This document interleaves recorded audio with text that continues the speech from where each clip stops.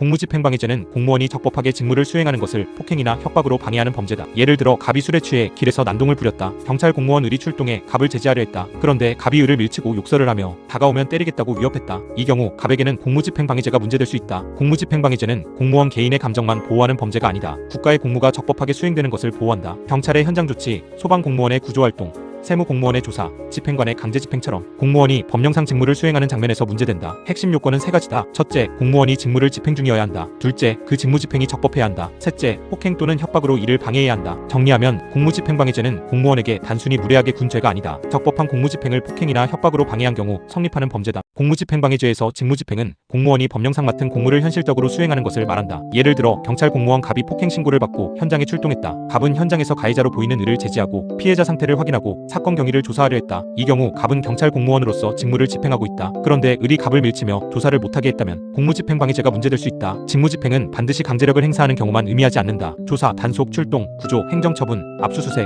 강제집행처럼 공무원이 법령상 권한에 따라 공무를 수행하는 행위가 포함될 수 있다. 다만 공무원이 완전히 사적인 일을 하는 중이라면 공무집행방해죄의 직무집행이라고 보기 어렵다. 예를 들어 공무원이 퇴근 후 사적인 술자리에서 다투는 경우라면 그 사람의 신분이 공무원이라는 이유만으로 공무집행방해죄가 바로 성립하지 않는다. 정리하면 공무집행방해죄에서는 먼저 공무원의 행위를 특정해야 한다. 그 공무원이 어떤 법령상 직무를 현실적으로 수행하고 있었는지를 잡아야 한다. 공무집행방해죄는 공무원의 직무집행이 적법해야 성립한다. 예를 들어 경찰 공무원 갑이 적법한 요건 없이 을의 집에 강제로 들어가려 했다. 을은 이를 막으려고 문을 닫고 저항했다. 이 경우 갑의 행위가 적법한 공무집행인지가 먼저 문제된다. 공무집행방해죄는 국가 공무의 적법한 수행을 보호한다. 따라서 공무원의 행위가 위법하다면 그에 대한 저항을 바로 공무집행방해죄로 처벌하기 어렵다. 직무집행의 적법성은 크게 세 가지를 본다. 첫째, 그 공무원에게 권한이 있었는가. 둘째, 법령상 요건을 갖추었는가. 셋째, 절차와 방식이 적법했는가. 예를 들어 체포라면 체포 요건, 영장 여부, 긴급성, 고지 절차가 문제된다. 압수수색이라면 영장과 집행 절차가 중요하다. 다만 공무집행의 적법성을 너무 엄격하게 보아 사소한 절차상 흠만으로 모두 위법하다고 보면 공무집행 보호가 어려워진다. 그래서 본질적 위법인지 경미한 하자인지 구별해야 한다. 정리하면 공무집행방해죄에서는 반드시 공무원의 직무집행이 권한 요건 절차를 갖춘 적법한 직무집행인지를 검토해야 한다. 공무집행방해죄의 폭행은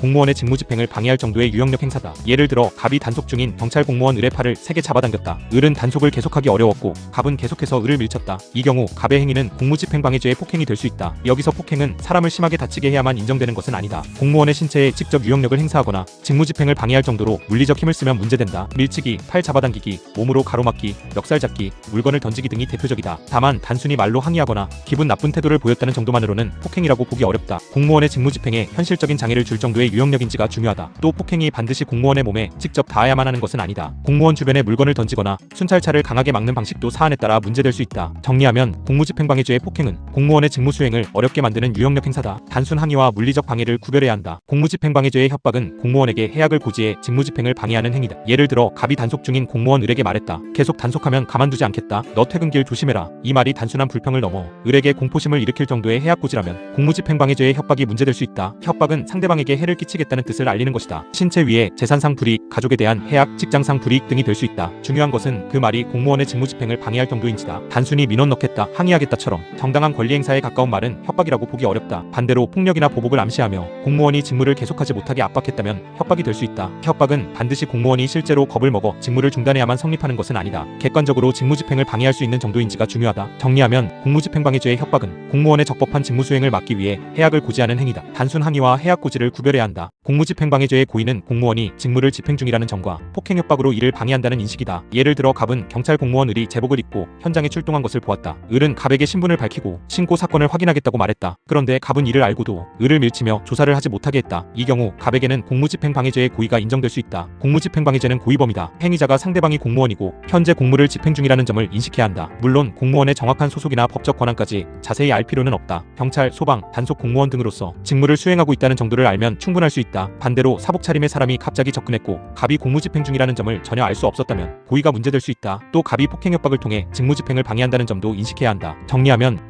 공무집행방해죄에서는 공무집행 중이라는 인식과 이를 폭행 협박으로 방해한다는 인식이 필요하다. 위법한 공무집행에 대한 저항은 공무집행방해죄가 성립하지 않을 수 있다. 예를 들어 경찰 공무원 갑이 아무런 체포 요건 없이 을을 강제로 끌고 가려 했다. 갑은 체포 이유도 말하지 않았고 영장도 없었으며 긴급 체포 요건도 갖추지 못했다. 을이 이를 막기 위해 갑의 손을 뿌리쳤다면 공무집행방해죄가 공무집행방해죄가 성립할까? 먼저 갑의 체포행위가 적법한 직무집행인지 보아야 한다. 공무집행방해죄는 적법한 공무집행을 보호한다. 위법한 체포나 위법한 압수수색처럼 공무집행이 법적 요건을 갖추지 못했다면 이에 대한 저항을 곧바로 공무집행방해죄로 보기 어렵다. 다만 여기서도 주의할 점이 있다. 위법한 공무집행이라고 해서 어떤 폭력적 저항도 전부 허용되는 것은 아니다. 저항의 정도가 지나치면 별도의 폭행죄나 상해죄가 문제될 수 있다. 정리하면 공무집행방해죄에서는 공무집행의 적법성이 먼저다. 적법하지 않은 공무집행이면 공무집행방해죄는 부정될 수 있지만 과도한 폭력은 다른 범죄로 문제될 수 있다. 특수 공무집행방해죄는 단체 또는 다중의 위력이나 위험한 물건을 이용해 공무집행을 방해하는 경우다. 예를 들어 갑, 을, 병 여러 명이 함께 경찰의 단속을 막았다. 이들은 경찰관을 둘러싸고 밀치며 단속 장비를 빼앗으려 했다. 또는 갑이 위험한 물건을 들고 공무원에게 다가가 위협했다. 이 경우 일반 공무집행방해죄보다 더 무겁게 평가되는 특수 공무집행방해죄가 문제될 수 있다. 특수 공무집행방해죄는 공무집행방해의 위험성이 더 큰 경우다. 여러 사람이 집단적으로 위력을 행사하면 공무원의 직무 수행이 훨씬 어렵고 위험해진다. 또 위험한 물건을 사용하면 공무원 신체에 대한 위험도 커진다. 여기서 위험한 물건은 칼이나 둔기만 의미하지 않는다. 사용 방법에 따라 사람에게 위해를 줄 수 있는 물건이면 사안에 따라 위험한 물건으로 평가될 수 있다. 정리하면 특수 공무집행방해죄는 공무집행방해가 집단적 위력이나 위험한 물건과 결합된 경우다. 일반 공무집행방해보다 위험성이 크기 때문에 별도로 검토해야 한다. 공무집행방해 중 공무원에게 상해까지 발생하면 공무집행방해죄와 상해죄가 함께 문제될 수 있다. 예를 들어 갑이 단속 중인 경찰 공무원 을을 밀쳤다. 을은 넘어지면서 팔이 골절되었다. 갑은 을이 공무집행 중이라는 사실을 알고 있었고 그 단속을 막기 위해 유형력을 행사했다. 이 경우 갑에게는 먼저 공무집행방해죄가 문제된다. 경찰 공무원 을이 적법하게 단속 중이었고 갑이 폭행으로 그 직무집행을 방해했기 때문이다. 그런데 여기서 끝나지 않는다. 을이 실제로 팔 골절이라는 상해를 입었다. 따라서 갑에게는 상해죄도 함께 문제될 수 있다. 공무집행방해죄는 공무의 적법한 수행을 보호한다. 상해죄는 사람의 신체 건강을 보호한다. 보호법익이 다르기 때문에 하나의 행위로 공무집행도 방해하고 공무원에게 상해도 입혔다면 두 범죄가 함께 문제될 수 있다. 정리하면 공무원에게 폭행을 가해 직무를 방해하면 공무집행방해죄다. 그 과정에서 공무원이 다쳤다면 공무집행방해죄와 상해죄를 함께 검토해야 한다. 공무집행이 위법하거나 공무원이 부당한 폭력을 행사한 경우에는 정당방위가 문제될 수 있다. 예를 들어 갑이 길을 걷고 있었다. 경찰 공무원 을이 아무런 이유 없이 갑을 붙잡고 강제로 끌고 가려고 했다. 갑은 자신을 벗어나기 위해 을의 손을 뿌리쳤다. 이 경우 갑에게 공무집행방해죄가 성립할까? 먼저 을의 행위가 적법한 공무집행인지 봐야 한다. 공무집행방해죄는 적법한 직무집행을 보호한다. 만약 을의 행위가 위법한 체포라면 갑의 저항은 공무집행방해죄가 되지 않을 수 있다. 나아가 을의 위법한 신체 침해가 현재의 부당한 침해라면 갑의 방어행위에는 정당방위가 문제될 수 있다. 다만 저항의 정도가 중요하다. 단순히 손을 뿌리치거나 현장을 벗어나려는 정도라면 방어행위로 평가될 여지가 있다. 하지만 필요 이상으로 공무원을 때려 중상해를 입혔다면 정당방위가 인정되기 어려울 수 있다. 정리하면 공무집행방해 사안에서 공무집행이 위법하면 공무집행방해죄 성립 자체가 부정되거나 정당방위가 문제될 수 있다. 하지만 저항은 필요한 범위 안에 있어야 한다. 공무집행방해죄는 공무원의 직무를 보호하고 업무방해죄는 사람의 사회적 경제적 업무를 보호한다. 예를 들어 갑이 경찰관의 적법한 단속을 막기 위해 경찰관을 밀치고 위협했다. 이 경우 보호되는 것은 경찰관 개인의 사적 업무가 아니다. 국가의 공무집행이다. 따라서 공무집행방해죄가 문제된다. 반대로 갑이 식당에 들어가 큰 소리로 소란을 피우고 손님들이 나가게 만들었다고 하자 이 경우 방해된 것은 식당 주인의 영업이다. 따라서 업무방해죄가 문제될 수 있다. 공무집행방해죄와 업무방해죄는 모두 방해라는 말이 들어가지만 보호하는 대상이 다르다. 공무집행방해죄는 공무원의 적법한 직무집행을 보호한다. 업무방해죄는 개인이나 단체의 사회생활상 업무를 보호한다. 또 행위수단도 다르다. 공무집행방해죄는 폭행협박이 중심이다. 업무방해죄는 위력, 허위사실, 유포, 위계 등으로 성립할 수 있다. 정리하면 공무원을 상대로 적법한 직무집행을 폭행협박으로 막으면 공무집행방해죄, 민간 영업이나 업무를 위력 등으로 방해하면 업무방해죄다. 범인은닉죄는 범인을 숨겨주거나 도피하게 하여 국가의 형사사법 작용을 방해하는 범죄다. 예를 들어 갑이 절도죄를 저질렀다. 경찰은 갑을 찾고 있었다. 그런데 친구 을이 갑에게 말했다. 우리 집에 숨어 있어. 경찰이 오면 모른다고 할게. 을은 실제로 갑을 자기 집에 숨겨주었다. 이 경우 을에게는 범인은닉죄가 문제될 수 있다. 범인은닉죄는 범인을 도와주는 것처럼 보이지만 보호법익은 국가의 형사사법 기능이다. 범인을 찾고 수사하고 재판하는 국가작용이 방해되기 때문이다. 범인은닉죄에서 중요한 것은 숨겨준 대상이 범인인지 그리고 행위자가 그 사실을 알고 있었는지다. 여기서 범인은 반드시 유죄 판결이 확정된 사람만 의미하지 않는다. 범죄를 저지른 사람 또는 수사재판 대상이 되는 사람이 포함될 수 있다. 은닉은 범인의 발견이나 체포를 어렵게 하는 행위다. 집에 숨겨주거나 도피 장소를 마련하거나 추적을 피하도록 도와주는 행위가 대표적이다. 정리하면 범인은닉죄는 범인을 숨기거나 도망가게 도와 형사사법 절차를 방해하는 범죄다. 범인은닉죄에서 범인은 범죄를 저질렀거나 수사재판을 받을 지위에 있는 사람을 말한다. 예를 들어 갑이 강도죄를 저질렀다. 경찰은 갑을 체포하려고 찾고 있었다. 을은 갑이 강도 사건을 저질렀다는 사실을 알고도 갑을 자기 집에 숨겨주었다. 이 경우 갑은 범인은닉죄에서 말하는 범인에 해당할 수 있다. 범인은 반드시 유죄 판결이 확정된 사람만 의미하지 않는다. 수사 단계에 있는 피의자도 범인이 될 수 있다. 공소가 제기된 피고인도 범인이 될 수 있다. 형이 확정되어 도피 중인 사람도 문제될 수 있다. 중요한 것은 실제로 범죄와 관련해 형사 절차의 대상이 되는 사람인지다. 다만 전혀 범죄를 저지르지 않은 사람을 숨겨준 경우라면 범인은닉죄 성립이 어려울 수 있다. 또 행위자가 상대방이 범인이라는 사실을 알지 못했다면 고의가 문제된다. 정리하면 범인은닉죄의 범인은 범죄를 저질렀거나 형사 절차의 대상이 되는 사람이다. 사례에서는 숨겨준 사람이 어떤 범죄와 관련되어 있는지 먼저 확인해야 한다. 범인은닉에서 은닉은 숨겨주는 것이고 도피는 체포나 발견을 피하도록 도와주는 것이다. 예를 들어 갑이 범죄를 범죄를 저지른 뒤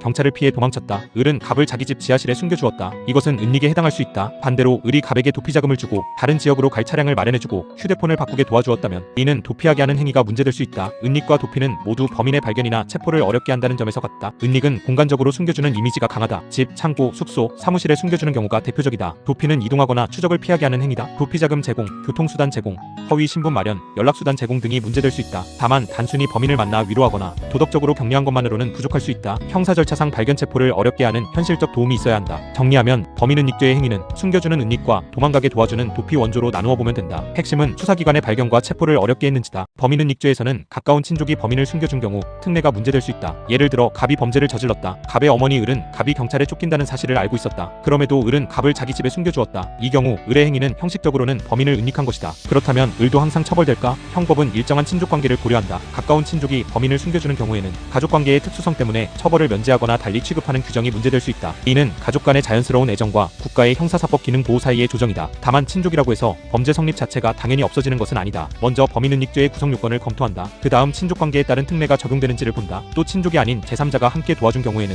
그 제3자에게는 별도로 범인 은닉죄가 문제될 수 있다. 정리하면 친족 간 범인 은닉은 그냥 넘기면 안 된다. 구성 요건 성립을 본 뒤 친족관계에 따른 처벌 특례를 따로 검토해야 한다. 범인이 자기 자신을 숨기는 행위는 원칙적으로 범인 은닉죄가 되지 않는다. 예를 들어 갑이 절도죄를 저질렀다. 갑은 경찰을 피해 모텔에 숨어 지냈다. 갑은 휴대폰을 끄고 지인들과 연락을 끊었다. 이 경우 갑이 자기 자신을 숨긴 것이다. 그렇다면 갑에게 자신의 도피 행위에 대해 범인 은닉죄가 별도로 성립할까? 원칙적으로는 그렇지 않다. 범인 은닉죄는 다른 사람이 범인을 숨겨주거나 도피하게 하는 범죄다. 범인이 자기 자신을 피신시키는 행위는 자기보호 본능과 관련되고 보통 본범의 형사 절차에서 처리된다. 이를 별도로 범인 은닉죄로 처벌하지 않는다. 다만 범인이 다른 사람에게 허위 진술을 시키거나 타인을 이용해 적극적으로 은닉 행위를 하게 한 경우에는 그 타인의 범인 은닉죄나 교사방조 문제가 생길 수 있다. 정리하면 범인 은닉죄는 원칙적으로 타인을 숨겨주는 범죄다. 범인 자신이 도망가는 행위는 범인 은닉죄가 아니지만 다른 사람을 끌어들여 숨겨주게 하면 그 사람의 책임이 문제된다. 증거인멸죄는 다른 사람의 형사사건에 관한 증거를 없애거나 숨기거나 바꾸어 형사사법 작용을 방해하는 범죄다. 예를 들어 갑이 폭행죄를 저질렀다. 그 장면은 가게 CCTV에 녹화되어 있었다. 갑의 친구 을은 갑을 도와주려고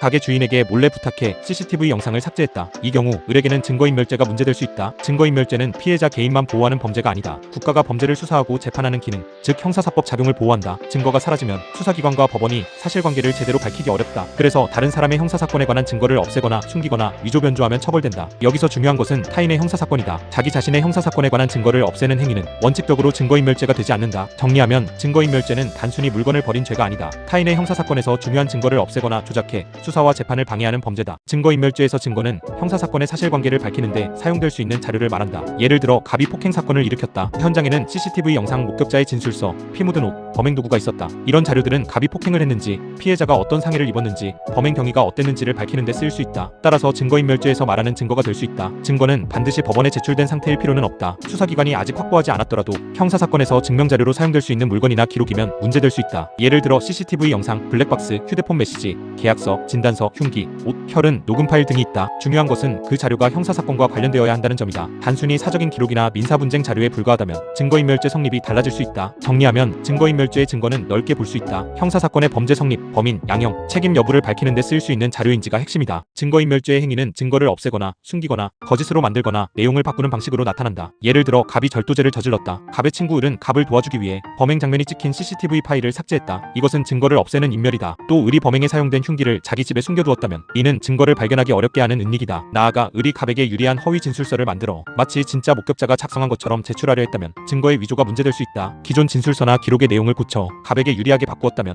증거의 변조가 문제된다. 이 네 가지 행위는 모두 형사사건의 진실 발견을 어렵게 한다는 공통점이 있다. 증거가 사라지거나 조작되면 수사기관과 법원은 사실관계를 제대로 판단하기 어렵다. 정리하면 증거인멸죄의 행위는 이렇게 나누면 된다. 없애면 인멸, 숨기면 은닉, 가짜로 만들면 위조, 진짜 증거의 내용을 바꾸면 변조. 증거인멸죄는 원칙적으로 타인의 형사사건에 관한 증거를 대상으로 한다. 예를 들어 갑이 교통사고를 내고 도주했다. 갑의 친구 을은 갑을 도와주려고 사고 장면이 찍힌 블랙박스 영상을 삭제했다. 이 경우 을은 갑이라는 타인의 형사사건에 관한 증거를 없앤 것이다. 따라서 을에게 증거인멸죄가 문제될 수 있다. 반대로 갑이 자기 범죄를 숨기기 위해 자기 휴대폰에서 관련 메시지를 삭제했다고 하자 이 경우 갑은 자기 자신의 형사사건에 관한 증거를 없앤 것이다. 원칙적으로 자기 사건의 증거를 스스로 없애는 행위는 증거인멸죄로 처벌하지 않는다. 이는 자기 방어권과 관련된다. 범인이 자기 범행을 숨기려 하는 행위를 항상 별도의 증거인멸죄로 처벌하면 자기 부재 거부의 취지와 충돌할 수 있기 때문이다. 다만 갑이 다른 사람에게 증거를 없애라고 시킨 경우에는 그 다른 사람의 증거인멸죄가 문제될 수 있다. 정리하면 증거인멸죄에서는 먼저 사건의 주체를 봐야 한다. 남의 사건 증거를 없애면 증거인멸죄, 자기 사건 증거를 없애는 것은 원칙적으로 별도 처벌하지 처벌하지 않는다. 자기 자신의 형사사건에 관한 증거를 없애는 행위는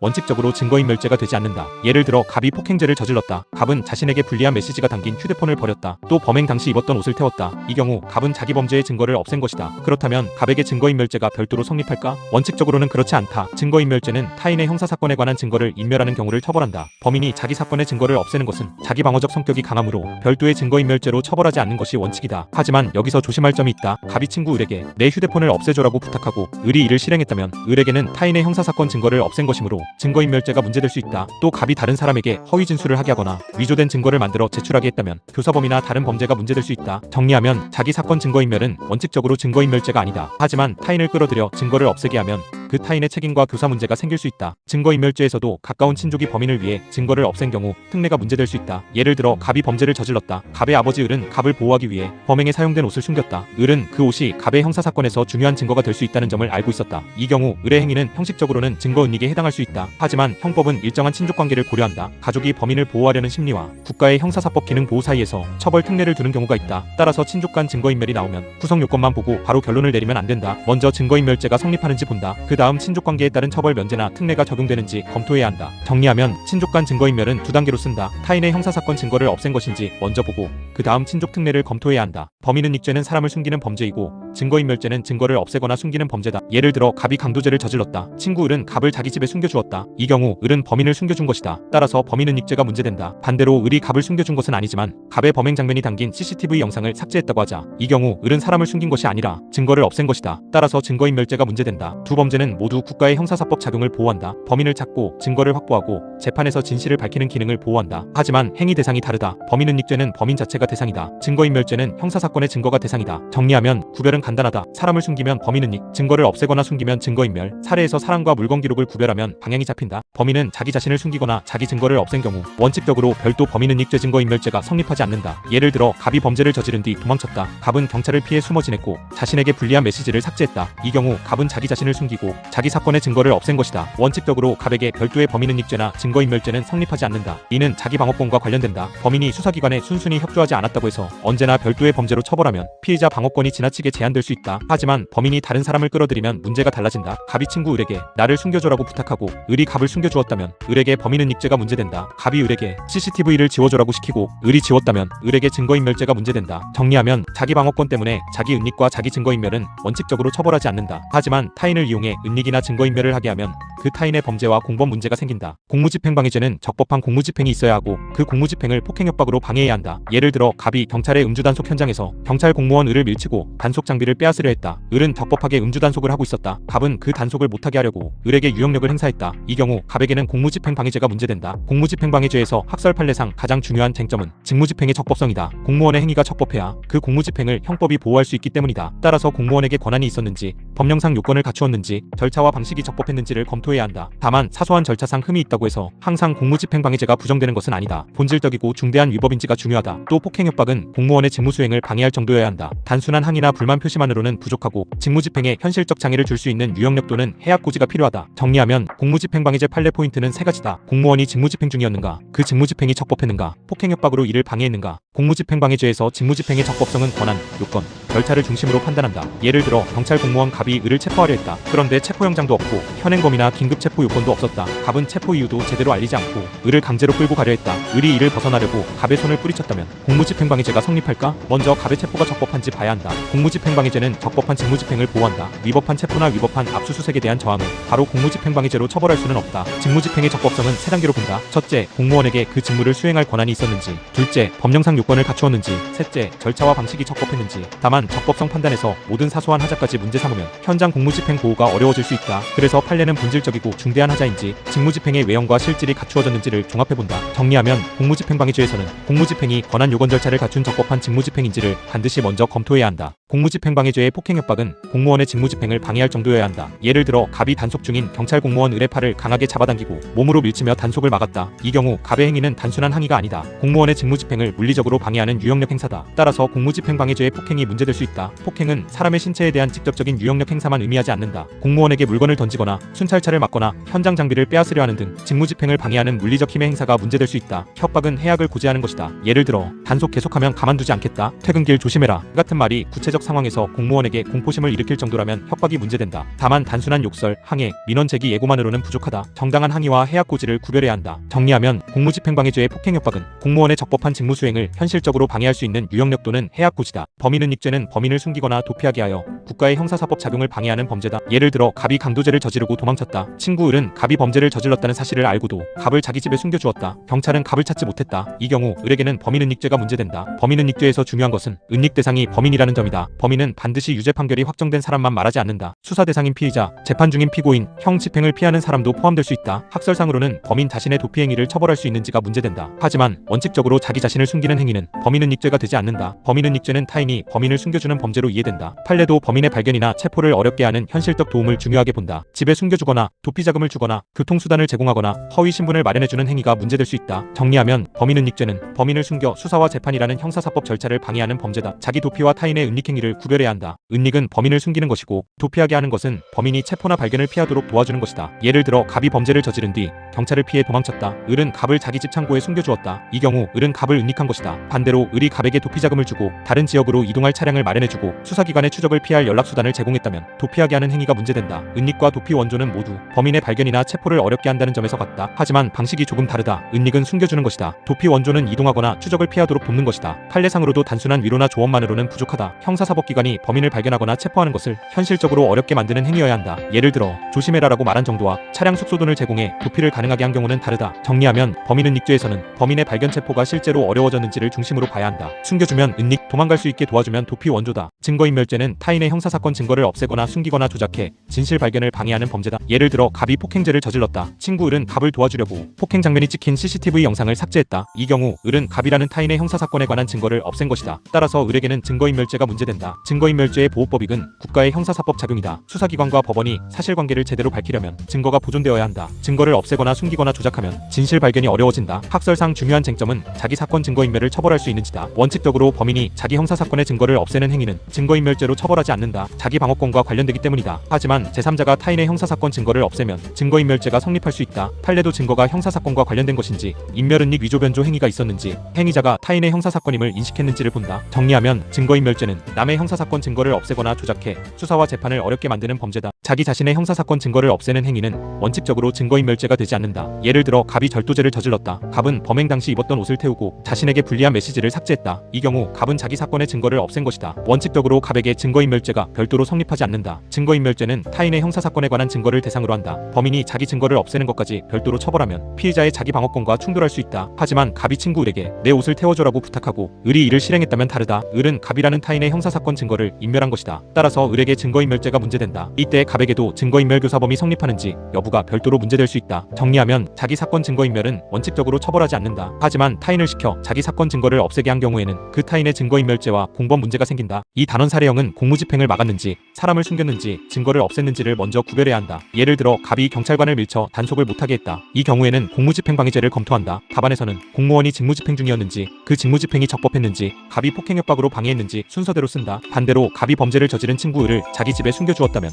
범인은닉죄를 검토한다. 이때는 을이 범인인지 갑이 이를 알고 은닉 또는 도피를 도왔는지 본다. 또 갑이 을의 범행 장면이 찍힌 CCTV를 삭제했다면 증거인멸죄를 검토한다. 이때는 타인의 형사사건에 관한 증거인지 인멸은닉 위조변조 행위가 있었는지 본다. 정리하면 답안 구조는 이렇게 잡으면 된다. 공무원을 폭행협박으로 막으면 공무집행방해, 범인을 숨기면 범인은닉, 증거를 없애거나 숨기면 증거인멸, 사례에서 방해 대상이 공무인지 사람인지 증거인지부터 구별하면 된다. 공무집행방해죄 사례형은 적법한 공무집행이 있었는지부터 확인해야 한다. 예를 들어 갑이 음주단속 현장에서 경찰 공무원 을을 밀치고 단속 장비를 빼앗으려 했다. 을은 법령에 따라 음주단속을 하고 있었고 갑은 그 단속을 막으려고 물리력을 행사했다. 이 경우 갑에게 공무집행방해죄가 문제된다. 답안에서는 먼저 공무원의 직무집행을 확인한다. 을이 경찰 공무원으로서 음주단속이라는 직무를 현실적으로 수행 중이었는지 본다. 다음은 직무집행의 적법성이다. 을에게 단속 권한이 있었는지 단속 요건과 절차가 적법했는지 검토해야 한다. 그 다음 폭행 또는 협박을 본다. 갑이 을을 밀치거나 장비를 빼앗으려 한 행위가 공무집행을 방해할 정도의 유형력 행사인지 판단한다. 마지막으로 고의를 본다. 갑이 을이 공무집행 중이라는 점을 알고 이를 방해한다는 인식이 있었는지 확인한다. 정리하면 공무집행방해죄 답안 구조는 이렇다. 공무원의 직무집행 적법성 폭행협박 방해의 고의, 특히 적법성 검토를 빼먹으면 안 된다. 범인은닉죄 사례형은 숨겨준 사람이 범인인지 그리고 숨겨준 행위가 수사재판을 어렵게 했는지를 보면 된다. 된다. 예를 들어 갑이 강도죄를 저질렀다. 경찰은 갑을 찾고 있었다. 친구 을은 갑이 강도죄를 저질렀다는 사실을 알고도 갑을 자기 집에 숨겨주었다. 이 경우 을에게 범인은닉죄가 문제된다. 답안에서는 먼저 범인성을 본다. 갑이 범죄를 저질렀거나 수사재판의 대상이 되는 사람인지 확인한다. 범인은 반드시 유죄 판결이 확정된 사람만 의미하지 않는다. 피해자나 피고인도 포함될 수 있다. 다음은 은닉 또는 도피 원조다. 을이 갑을 집에 숨겨주었다면 은닉이다. 도피자금이나 차량을 제공했다면 도피하게 한 행위가 문제될 수 있다. 마지막으로 고의를 본다. 을이 갑이 범인이라는 점을 알고 있었는지,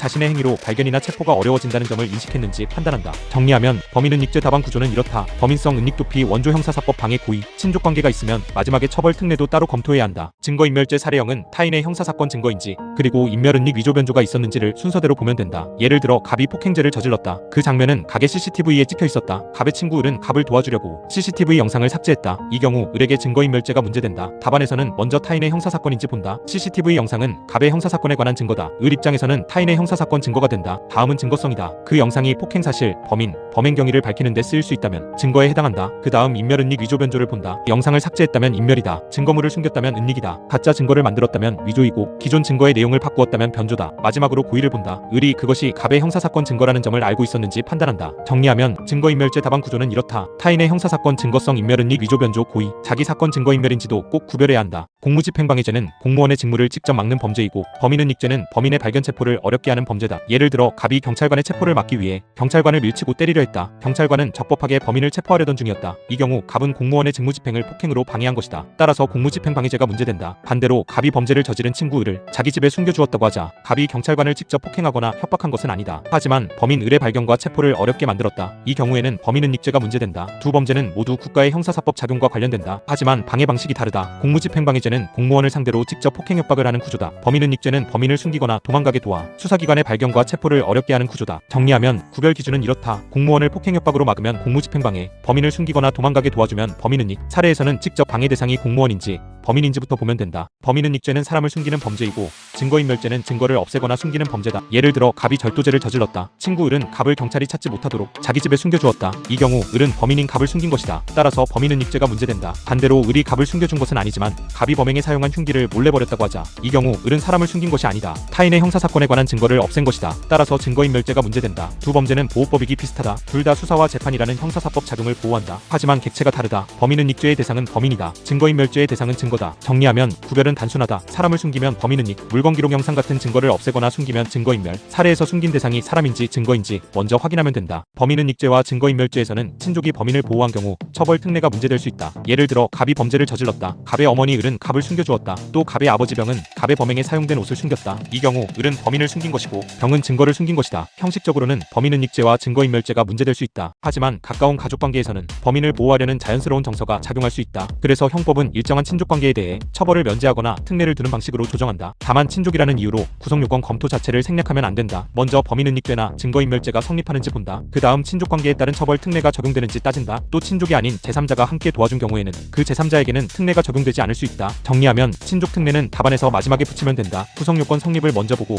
그 다음 친족관계에 따른 처벌 면제 또는 특례를 검토하면 된다. 이 단원 판례는 적법한 공무집행, 타인의 형사사건, 자기 방어권을 중심으로 정리하면 된다. 공무집행방해죄에서는 공무원의 직무집행이 적법해야 한다. 공무원에게 권한이 있었는지, 법령상 요건과 절차를 갖추었는지, 그 하자가 중대했는지를 본다. 적법한 직무집행을 폭행협박으로 방해하면 공무집행방해죄가 문제된다. 범인은닉죄에서는 범인이 누구인지, 행위자가 범인을 숨기거나 도피하게 했는지가 중요하다. 범인 자신이 도망가는 행위는 원칙적으로 범인은닉죄가 아니다. 타인이 범인을 숨겨주어야 범인은닉죄가 문제된다. 증거인멸죄에서는 타인의 형사사건 증거인지가 핵심이다. 자기 사건 증거를 스스로 없애는 것은 원칙적으로 증거인멸죄가 아니다. 하지만 타인에게 증거를 없애게 하면 그 타인의 증거인멸죄와 공범 문제가 생길 수 있다. 정리하면 판례 포인트는 세 가지다. 공무집행방해는 적법한 공무집행, 범인은닉은 타인이 범인을 숨기는 행위, 증거인멸은 타인의 형사사건 증거인멸. 이 단어는 공무를 막았는지, 범인을 숨겼는지, 증거를 없앴는지를 구별하면 된다. 첫째, 공무집행방해죄다. 공무집행방해죄는 공무원이 적법하게 직무를 집행하는 것을 폭행 또는 협박으로 방해하는 범죄다. 핵심은 적법한 직무집행이다. 공무집행이 위법하면 공무집행방해죄 성립이 부정될 수 있다. 둘째, 범인은닉죄다. 범인은닉죄는 범인을 숨기거나 도피하게 해서 형사사법 작용을 방해하는 범죄다. 범인 자신이 도망가는 것은